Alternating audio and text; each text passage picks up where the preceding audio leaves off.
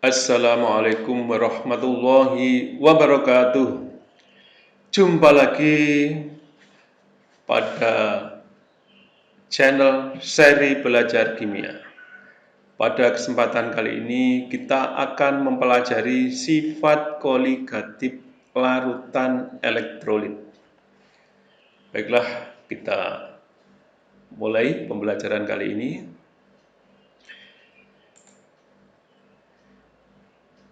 Perhatikan data percobaan tentang titik didih 4 larutan pada suhu 27 derajat Celcius dan tekanan 1 atmosfer pada tabel berikut.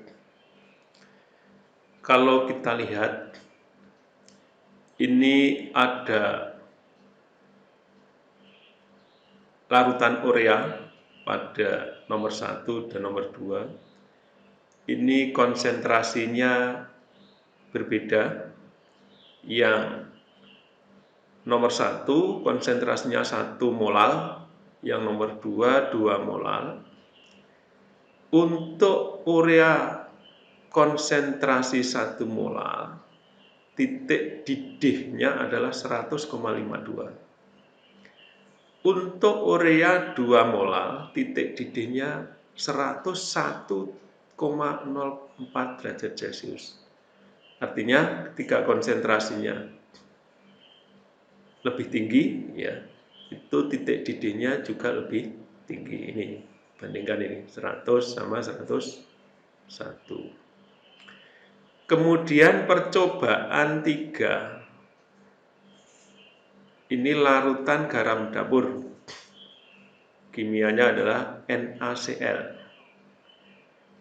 Konsentrasinya juga dibuat beda, yaitu nomor 3 1 molal, nomor 4 2 molal. Kita lihat titik didihnya. Yang 1 molal titik didihnya 101,04. Yang 2 molal titik didihnya 102,08. Artinya yang konsentrasinya lebih tinggi, maka titik didih larutan tersebut juga lebih tinggi. Ini Pak, bisa dibandingkan ini. Kita tahu larutan garam dapur ini adalah larutan elektrolit, kemudian larutan urea ini adalah larutan non-elektrolit. Sekarang kita bandingkan urea dan garam dapur dengan konsentrasi yang sama, yaitu percobaan 1 dan 3 dengan data percobaan 2 dan 4. Untuk percobaan 1 dan 3 kita bandingkan urea 1 molal, garam dapur 1 molal, titik didih urea 100,52, titik didih garam dapur, larutan garam dapur 101,04. Kemudian untuk, ya, ini pada konsentrasi yang sama, ya, ini 1, urea 1, garam dapur 1 molal, titik didihnya garam dapur lebih tinggi, yaitu 101. Urea cuma 100,52. Kita lihat yang percobaan 2, data percobaan 2. Urea 2 molal dengan garam dapur 2 molal. Ya, titik didihnya kita bandingkan. Urea 2 molal, ini titik didihnya 101,04, garam dapur 102,08. Pada konsentrasi yang sama, larutan garam dapur titik didihnya lebih tinggi dari larutan urea. Mengapa demikian? Karena larutan urea itu adalah larutan non-elektrolit, larutan garam dapur adalah larutan elektrolit. Dengan demikian dapat disimpulkan bahwa pada konsentrasi yang sama, larutan elektrolit dengan volume yang sama, titik didihnya lebih tinggi daripada larutan non-elektrolit. Sekarang pertanyaannya, mengapa titik didih larutan elektrolit lebih tinggi dari titik didih larutan non-elektrolit pada konsentrasi yang sama? Ya, ini yang kita akan bahas berikutnya. Nah, lihat dulu, larutan itu ada 3, yaitu larutan non-elektrolit, kemudian larutan elektrolit lemah, larutan elektrolit kuat. Saya ulangi, berdasarkan daya antar listriknya, ini ada 3 larutan. Yang pertama adalah larutan non-elektrolit, yang kedua larutan elektrolit lemah, yang ketiga larutan elektrolit kuat.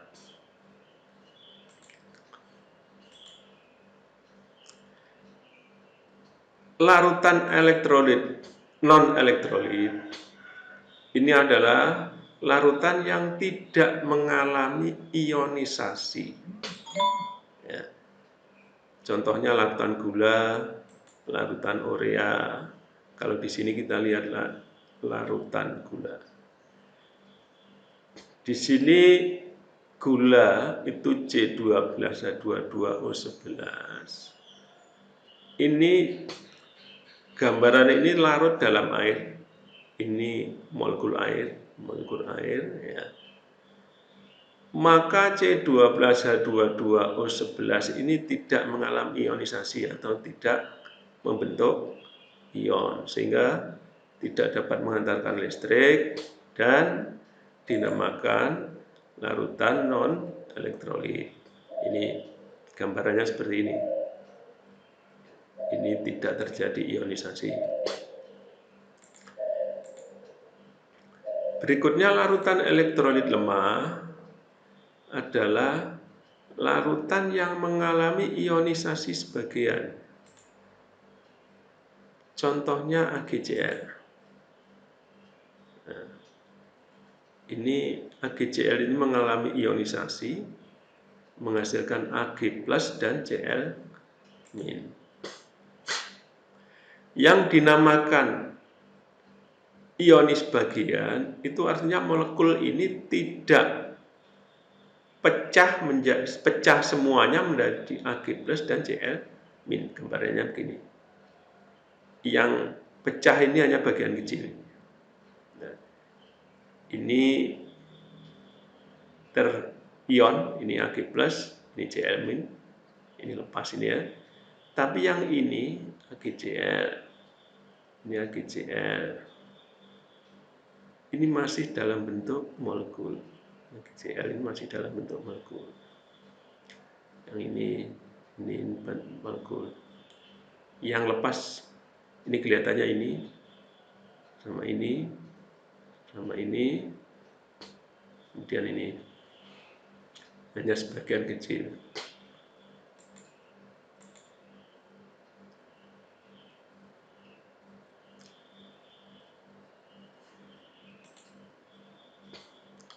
Kemudian elektrolit kuat, larutan elektrolit kuat itu adalah larutan yang mengalami ionisasi seluruhnya. Contohnya larutan NaCl atau garam dapur. Ini molekul NaCl ini akan terion semua menjadi Na+ dan Cl-. Sehingga dalam air itu semua molekul terion menjadi Na+ dan Cl-. Sehingga tidak ada NaCl dalam bentuk molekul kita larut dalam air. Bisa dilihat di gambaran ini ya.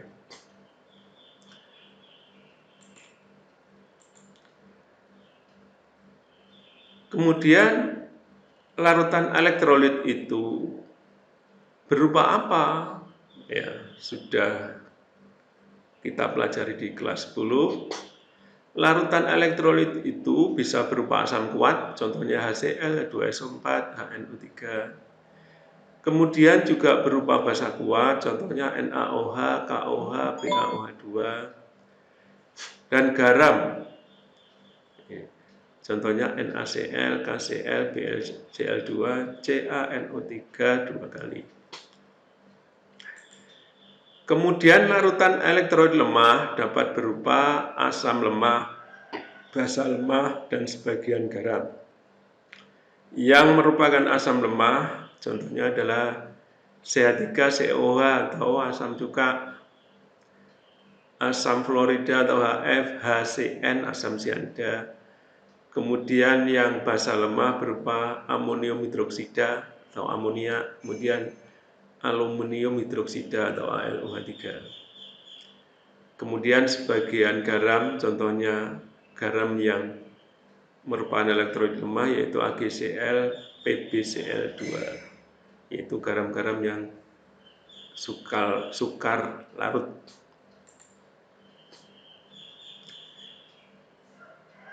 Kemudian pada larutan elektrolit, jika larutan elektrolitnya itu adalah elektrolit kuat, maka derajat ionisasinya atau alfa sama dengan 1. Kemudian kalau elektrolit lemah, maka derajat ionisasinya lebih dari 0, kurang dari 1 atau pecahan.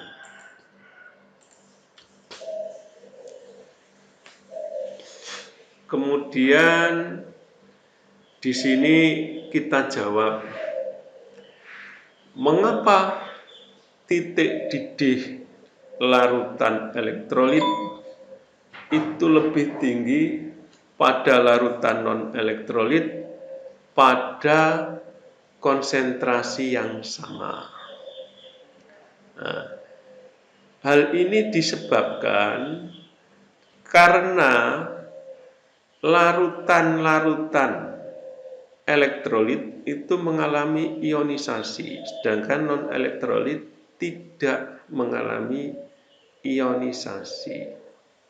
Sehingga pada konsentrasi yang sama, jumlah partikel larutan non-elektrolit, jumlah partikel zat terlarut pada larutan non-elektrolit itu lebih besar daripada jumlah partikel larutan non-elektrolit. Saya ulangi. Mengapa dalam konsentrasi yang sama titik didih larutan elektrolit lebih tinggi dari titik didih larutan non-elektrolit? Titik didih larutan elektrolit lebih tinggi daripada titik didih larutan non-elektrolit pada konsentrasi yang sama. Hal ini disebabkan karena larutan elektrolit mengalami ionisasi, sehingga jumlah partikel zat terlarutnya lebih besar daripada larutan non-elektrolit. Non-elektrolit tidak dapat mengalami ionisasi. Dengan demikian, maka titik didihnya lebih tinggi untuk larutan elektrolit dibanding larutan non-elektrolit. Bagaimana dengan sifat-sifat koligatif larutan yang lain? Tentunya juga lebih besar. Jadi penurunan tekanan uapnya juga lebih besar. Penurunan titik bekunya juga lebih besar. kemudian tekanan osmotiknya juga lebih besar. Mengapa demikian? Karena sifat koligatif larutan itu kan ditentukan oleh jumlah partikel zat terlarut. Dengan demikian, ketika zat terlarut itu besar, maka sifat koligatif otomatis juga lebih besar. Maka dari rumus-rumus larutan sifat koligatif larutan non elektrolit, untuk larutan elektrolit itu dikalikan dengan faktor Van Hoff.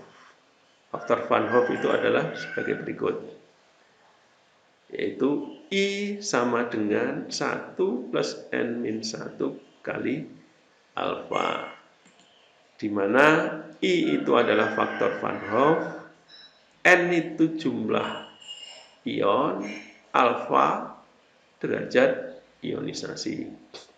N itu artinya jumlah ion tiap molekul. Alfa itu derajat ionisasi. Seperti yang kita tayangkan tadi, bahwa untuk larutan elektrolit kuat, alfa sama dengan 1, larutan elektrolit lemah, alfa lebih besar dari 0 kurang dari 1. Untuk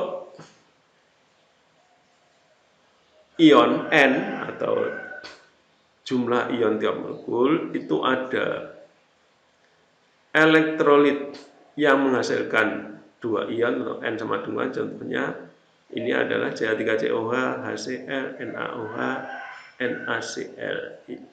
Ini N sama dengan 2. Kemudian elektrolit yang menghasilkan 3 ion, N sama dengan contohnya itu CaOH2, kemudian H2SO4, Na2CO3, ada BaOH2 dan lain-lain. Sehingga seperti yang saya katakan tadi, pada sifat koligatif larutan elektrolit itu dikalikan faktor Van Hoff. Sehingga rumusnya sebagai berikut. Delta TB sama dengan M kali KB kali I. Ya, semua ini juga kali I. Maaf, ini untuk yang delta P ini juga kali I. Sorry ini. Delta P kali XT kali P0 kali I. Yang ini kurang I. Ya. Untuk P juga demikian, M kali R kali T kali I. Ini seharusnya juga kali I. Ini mohon maaf salah ketik. Ya, tolong ini nanti juga dikalikan I. Delta P sama dengan XT kali P0 kali I. Ya. Untuk baiknya kita lihat contoh soal aja. Ya, nih. Berapakah titik didih larutan yang dibuat dengan melarutkan 5,85, ini koma nih ya, bukan titik, gram NaCl dalam 1 kg air. Diketahui Kb air 0,52, ArNa 23, ArCl 35,5. Maka kita menggunakan rumus sifat koligatif larutan elektrolit. Karena apa? Karena NaCl, garam dapur, ini adalah larutan elektrolit. Sehingga kenaikan titik didihnya itu menggunakan delta TB sama dengan M kali KB kali I. Karena M ini adalah molalitas itu rumusnya G per MR kali 1000 per P. Ini adalah penjabaran dari M. Kemudian yang ditanyakan itu adalah titik didih larutan. Maka titik TB atau titik didih larutan sama dengan 100 derajat Celcius ditambah delta TB. 100 derajat Celcius ini adalah titik didih pelarut murni air. Oke, KB kita tulis dulu KB 0,52. Ini KB-nya ini ya. Kemudian zat terlarutnya adalah 5,85. G-nya 5,85. mRNaCl yaitu Na-nya 23 ditambah 35,5 sama dengan 58,5. Kemudian P pelarutnya 1 kg air. 1 kg. Ini harus dijadikan gram sama dengan 1000 gram. Jadi dalam bentuk satuan gram. Ini sudah, ini datanya sudah, ini sudah, KB sudah. Sekarang I. I sama dengan 1 plus dalam kurung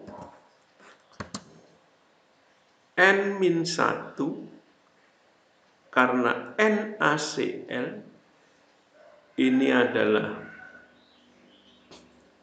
terion membentuk 2 ion dalam satu molekul, sehingga N-nya sama dengan 2 dikurangi 1 ditambah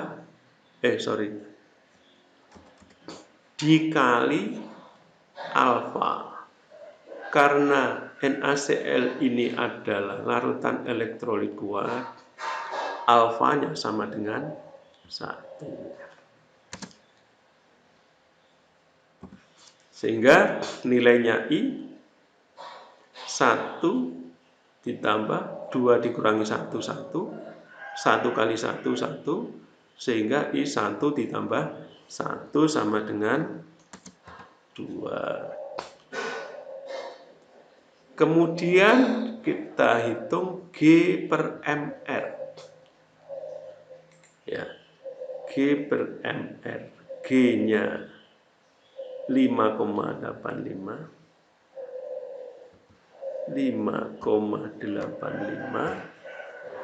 dibagi MR-nya ini 58,5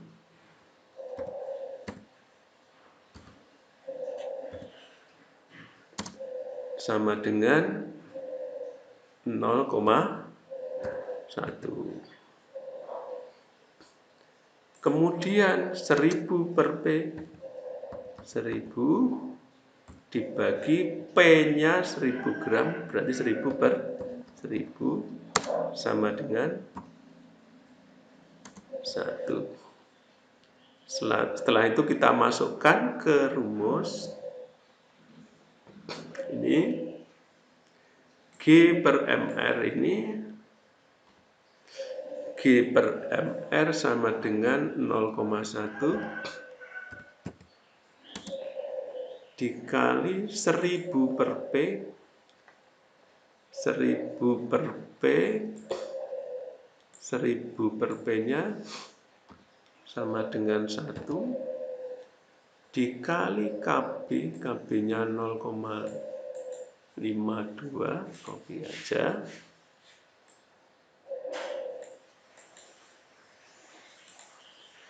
Kemudian kali I-nya 2 ini.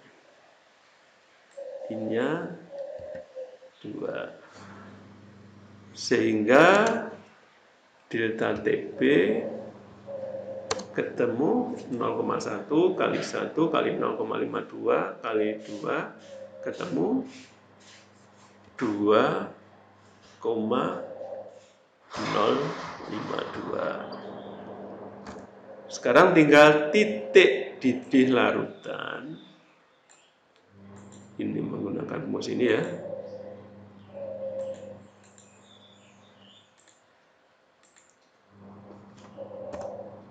Titik didih larutan atau TB sama dengan 100 ditambah delta TB. Delta TB-nya adalah 2,052.